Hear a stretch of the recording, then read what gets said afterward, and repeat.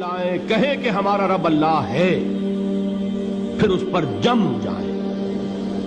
ان پر فرشتوں کا نزول ہوتا ہے، نہ کوئی غم کرو نہ خوف، خوشیاں مناؤ جنت کی جس کا تم سے وعدہ کیا گیا تھا۔ اللہ کی ربوبیت پر اطمینان جب انسان کو ہو جاتا، میرا رب اللہ ہے، ربی اللہ، انسان کے لیے نہ کوئی کھٹکا، نہ کوئی خطرہ، نہ کوئی خوف، نہ کوئی حزن۔ جو کچھ ہو رہا ہے کس کے اذن سے ہو رہا ہے؟ اللہ کے اذن سے۔ اللہ کے اذن کے بغیر پتا تک نہیں ہلتا۔ یہ کوئی اندھا بہرا مادہ نہیں ہے جس سے مجھے کوئی خوف ہو۔ اندھا بھینسا چلا آ رہا ہو اس سے تو ڈرنے کا ہر انسان کو ڈرنا چاہیے، نہ معلوم کس کو ٹکر مار دے۔ لیکن نہیں، اس کائنات کو چلانے والا ایک سمیع و بصیر خدا ہے۔ وہ جو میرا دوست ہے، میرا ولی ہے۔ اللہ ولی الذین آمنوا یخرجہم من الظلمات الی النور۔ اللہ اہل ایمان کا ولی ہے، ساتھی ہے، پشت پناہ ہے، مددگار ہے، حمایتی ہے۔ بتائیے جسے یقین ہو جائے کہ اللہ میرا مددگار، اللہ میرا محافظ، اللہ میرا پشت پناہ، اللہ میرا حمایتی، اس کے لیے کوئی خوف ہوگا؟ اس سے کوئی ڈر ہوگا؟ میں مثال دیا کرتا ہوں ایک بہت سادہ، پنجاب کے دیہات کی۔ وہ بڑا چودھری ہے اور کوئی غریب کسان ہے۔ اس غریب کسان کے جانوروں کو ہر وقت اندیشہ ہوگا چوری کا، کوئی میری بھینس کھول کر نہ لے جائے، کوئی میرا بیل کھول کر نہ لے جائے۔ لیکن جس کے بارے میں یہ سب کو معلوم ہو کہ وہ جو بڑا چودھری ہے وہ اس کا دوست ہے، اس کی بچیا کو کوئی خوف ہوگا؟ اس کی بھینس پر کوئی ہاتھ ڈالے گا؟ اسے کوئی اندیشہ ہوگا؟ نہیں۔ کیوں؟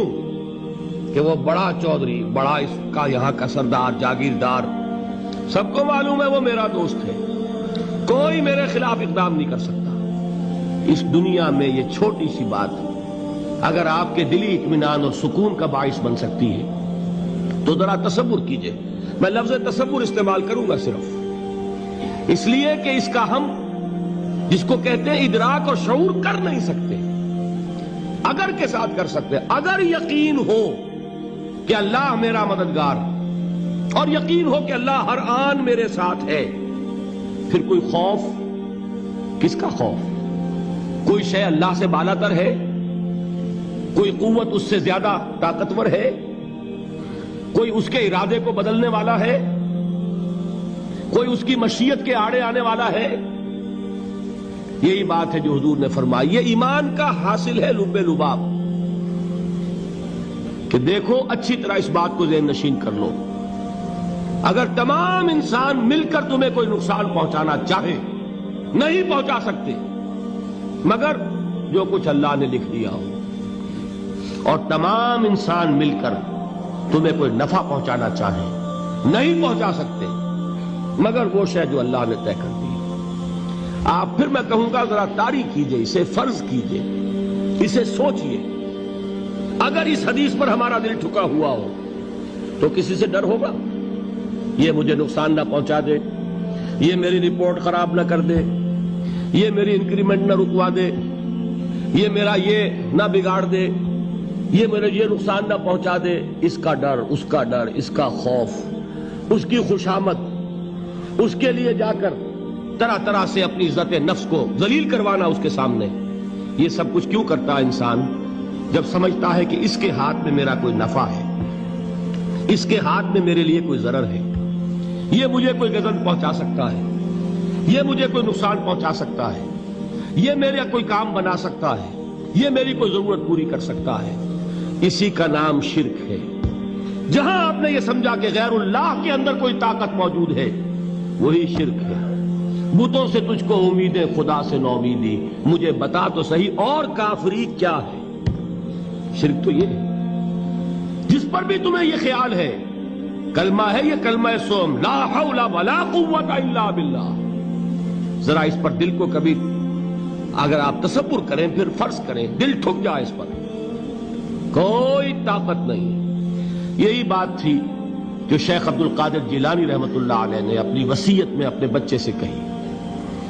11ویں دینے والے ہیں، لیکن حضرت شیخ عبد القادر جیلانی کی وصیت اور تعلیمات کو کتنے لوگ ہیں کہ جانتے ہو؟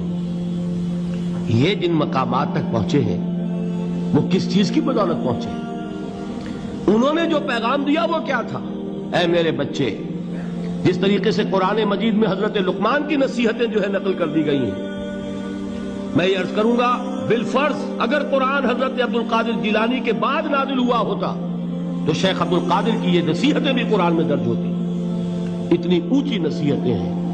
اے میرے بچے، اس حقیقت کو ذہن نشین کر لے، لا فاعل فی الحقیقت ولا مؤثر الا اللہ. اس کائنات میں نہ کوئی فاعل حقیقی ہے نہ مؤثر حقیقی ہے سوائے اللہ کے. کسی شے میں کوئی تاثیر نہیں اگر اللہ نہ چاہے. آگ جلا نہیں سکتی اگر اللہ نہ چاہے. پانی ڈبو نہیں سکتا اگر اللہ نہ چاہے. زہر ہلاک نہیں کر سکتا اگر اللہ نہ چاہے. کوئی چیز فائدہ نہیں پہنچا سکتی اگر اللہ نہ چاہے. تو در در پہ کیوں سر جھکاتے ہو؟ در در پر کیوں جبیں سائی کرتے ہو؟ سب کے سامنے کیوں ہاتھ پھیلاتے ہو؟ ایک اللہ سے مانگو. ایک اللہ کے سامنے زمین پر اپنی جبین رکھو. لا فاعل فی الحقیقت ولا مؤثر الا اللہ. نظر آتا ہے ہمیں کہ پانی پیاس بجھا دیتا ہے. پیاس بجھانے کی صلاحیت پانی میں نہیں ہے، اللہ کے اذن سے.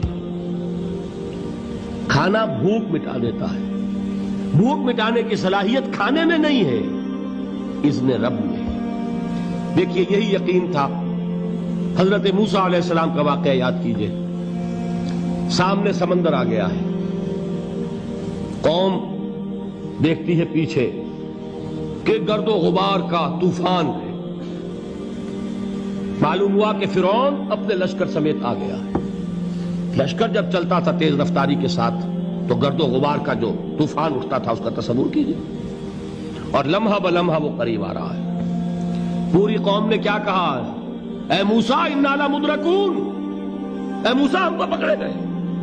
قرآن مجید نے تو یہاں وہ باتیں نہیں لکھی ہیں، لیکن تورات میں یہ درج ہے کہ بنی اسرائیل جھگڑنے لگے، دست و گریبان ہو گئے موسیٰ کے ساتھ. موسیٰ ہمیں یہاں مروایا لا کر، اس سے تو ہم ہی بہتر تھے. وہاں کھانے کو ملتا تھا، زندگی تو تھی، بیگار ہم کر رہے تھے، موت تو نہیں تھی.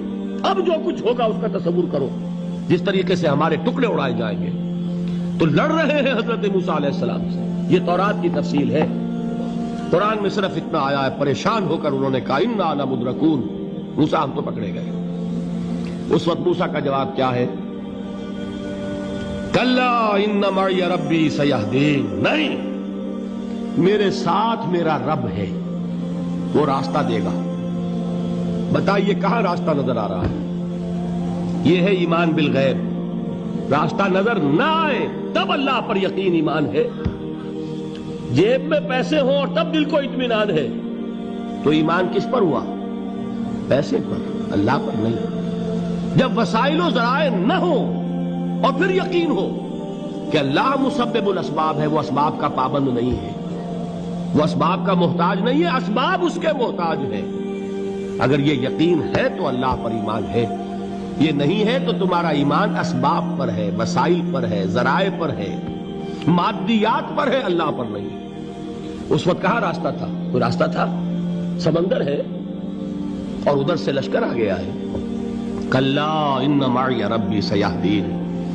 اب دیکھیے ایمان کہہ دینا آسان ہے، ہوا معکم اینما کنتم، جہاں کہیں بھی تم ہوتے ہو اللہ تمہارے ساتھ ہوتا ہے. لیکن اس کا یقین قائم ہو جائے تو زمین و آسمان کا فرق واقع ہو جائے.